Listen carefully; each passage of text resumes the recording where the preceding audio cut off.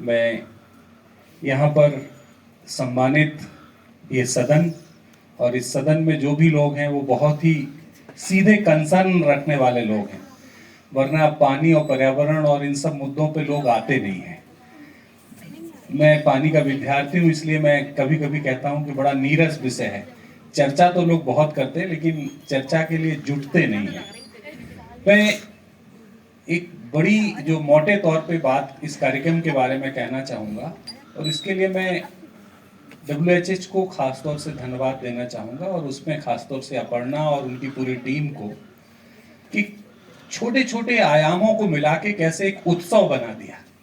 भारत उत्सव और परंपराओं का देश है, ये कभी ऐसे नहीं चला, हमेशा ये उत्सव परंपरा से चला और उसी से आगे बढ़ा। लेकिन अभी हाल के दिनों में क्या हुआ कि हमारे जो है प्रतीक बदल गए।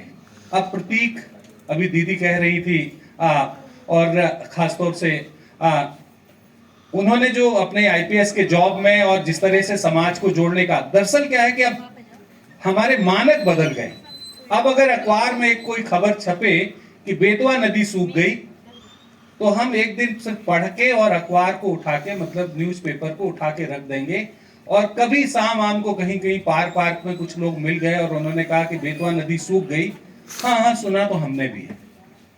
आज से 30 साल पहले अगर कभी ये चर्चा कोई सुन लेता था तो सबसे पहले वो ये तय करता था कि हम क्या कर सकते हैं। सिर्फ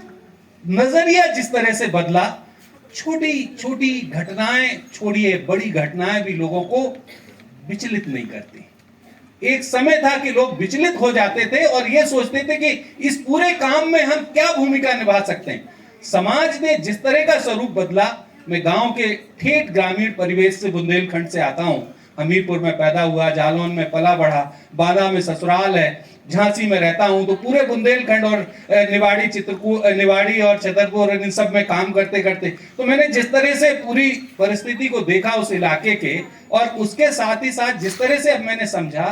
कि सबसे ज्यादा जो दिक्कत है वो दिक्कत ये है कि हमने अपने सोचने के जो तरीके को खराब किया गया।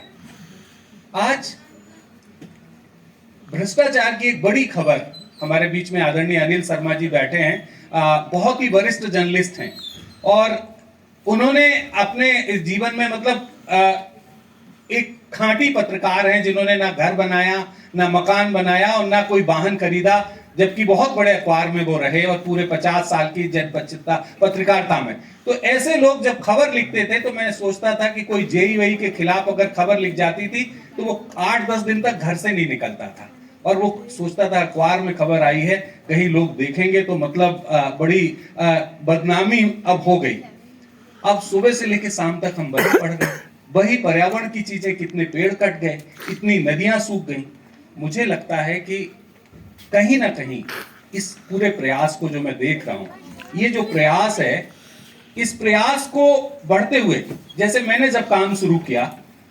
मेरे दिमाग में काम करने का था। मैंने जिन गुरुओं के साथ काम किया वो मुझे हमेशा डांटते कि तूने अपनी जिंदगी में बड़ी गलती की कि तूने लोगों को बढ़ाया, खुद को नहीं बढ़ाया। आज हमारे साथ सबसे बड़ी दिक्कत क्या है, मैं 1 मिनट और ज्यादा ले रहा हूं, कि लोग अपने को बढ़ाने में पूरी ऊर्जा लगाते हैं। जब हम अपनी जल सहेलियों को देखते हैं तो मुझे सबसे ज्यादा जो खुशी अंदर से मिलती है कि पानी का ज्ञान, कोई भी ज्ञान किसी की बकौती नहीं है जब तक वो समाज में नहीं जाएगा। और ये वाटर फॉर ऑल का जो काम हुआ है वो इसलिए बहुत महत्वपूर्ण है कि इन्होंने ज्ञान को उस ग्रामीण परिवेश में गांव-गांव तक ले जाने का जो काम किया है, और उन बच्चों के मन में, जो इनके किशोरावस्था में इनके मन में ये जो भाव आया, भले वो खेल के माध्यम से, चाहे वो पपेट के माध्यम से, चाहे किसी के माध्यम से, उन सारी चीजों के माध्यम से, जैसे आज हजारों की तादाद में जल सहेलियां जो खड़ी हुई, जो पानी के गवर्नेंस की बातें हम बड़े बड़े दुनिया के इंस्टीट्यूट में सुनते, और उनको उनके व्यवहार में वो आ गया कि गवर्नेंस क्या है।